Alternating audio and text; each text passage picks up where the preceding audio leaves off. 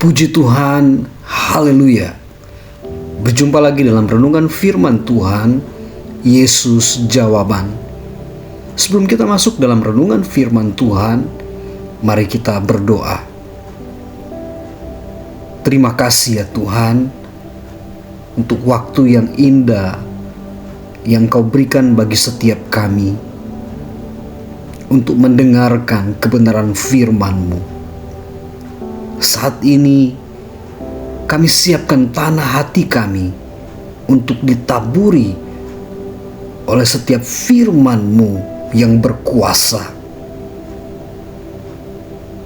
Di dalam nama Yesus kami berdoa. Haleluya. Amin.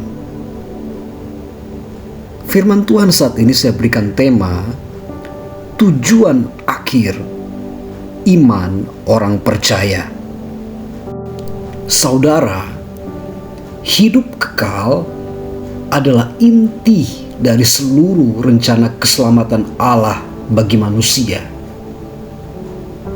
Hidup kekal bukan hanya soal hidup selamanya di surga, tapi tentang mengenal Allah dan hidup bersatu dengannya mulai sekarang. Setiap proses yang Tuhan izinkan, baik itu berupa penderitaan, berkat, pergumulan, keberhasilan, itu semua diarahkan untuk satu hal: membentuk kita agar layak dan siap untuk hidup kekal bersamanya. Tuhan memang tidak menentang keberhasilan duniawi, asal bukan itu tujuan utama kita. Kadang Ia memakai keberhasilan untuk menguji hati, dan kadang Ia memakai kegagalan untuk menyadarkan kita agar kembali mencari Dia.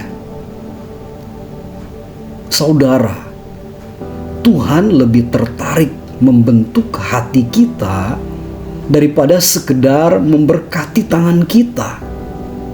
Karena bagi Tuhan, keberhasilan sejati adalah ketika hidup kita makin serupa dengan Kristus. Kita rendah hati, taat, setia, dan hidup dalam kasih. Itulah jalan menuju hidup kekal yang sesungguhnya. Setiap manusia memiliki tujuan dalam hidupnya. Ada yang ingin sukses, ada yang ingin bahagia, ada yang ingin dihormati. Namun bagi orang percaya, tujuan yang sejati bukanlah hal-hal yang fana di dunia ini, melainkan hidup kekal bersama Tuhan. Karena di akhir segala pencarian, segala kerja keras, dan segala penderitaan, hanya satu hal yang akan tetap berarti: kita berada di hadapan Tuhan selamanya. Dari firman Tuhan ini, saya ingin membagikan hal-hal yang tetap berarti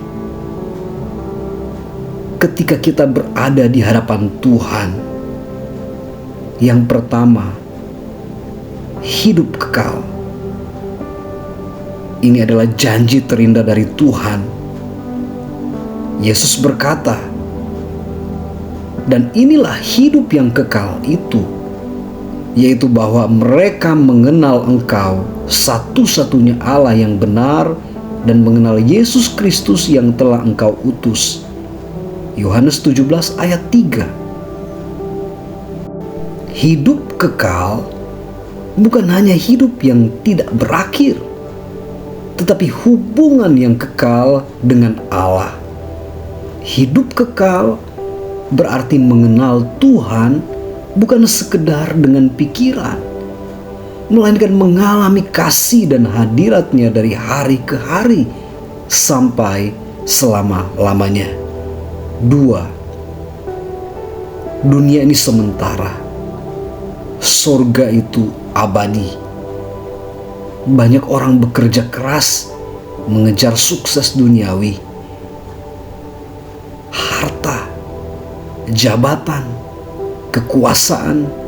Namun Yesus mengingatkan di dalam Markus 8 ayat 36, apa gunanya seseorang memperoleh seluruh dunia tetapi kehilangan nyawanya? Jadi segala sesuatu di dunia ini akan berlalu. Tapi apa yang kita lakukan untuk Tuhan akan bertahan sampai kekekalan. Hidup kekal adalah upah bagi mereka yang setia dan percaya sampai akhir. 3. Jalan menuju hidup kekal. Hidup kekal bukan hasil usaha manusia, tapi anugerah Allah melalui iman kepada Yesus Kristus. Roma 6 ayat 23 berkata, sebab upah dosa ialah maut, tetapi karunia Allah ialah hidup yang kekal dalam Kristus Yesus Tuhan kita.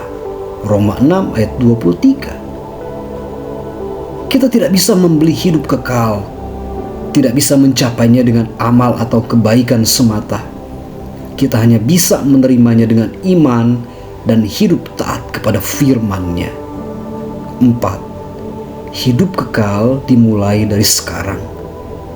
Ketika seseorang percaya kepada Yesus, hidup kekal sudah mulai bekerja dalam dirinya. Bukan nanti setelah mati, tetapi sekarang, karena Roh Kudus tinggal dalam hatinya dan memimpin menuju kekudusan. Yohanes 5 ayat 24 berkata, Aku berkata kepadamu, sesungguhnya barang siapa mendengar perkataanku dan percaya kepada Dia yang mengutus aku, ia mempunyai hidup yang kekal dan tidak turut dihukum, sebab ia sudah pindah dari dalam maut ke dalam hidup. 5. Tujuan akhir, bersama Tuhan selamanya. Saudara, akan tiba hari di mana semua jadi payah, air mata, dan perjuangan iman akan berakhir. Dan pada hari itu, Tuhan akan menyambut kita dengan sukacita abadi. Seperti yang dituliskan dalam kitab Wahyu 21 ayat 4. Dan Ia akan menghapus segala air mata dari mata mereka. Dan maut tidak akan ada lagi.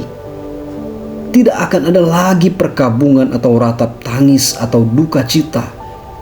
Sebab segala sesuatu yang lama itu telah berlalu.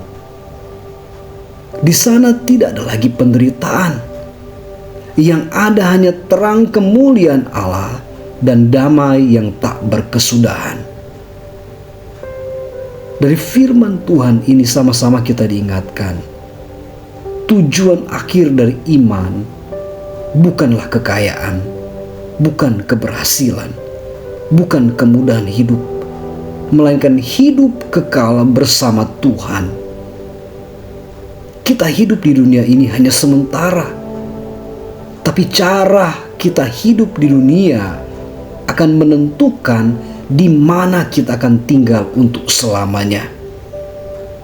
Jadi saudara, biarlah setiap langkah, setiap keputusan, dan setiap pergumulan kita diarahkan kepada satu tujuan, hidup kekal bersama Tuhan yang telah menebus kita. Amin firman Tuhan.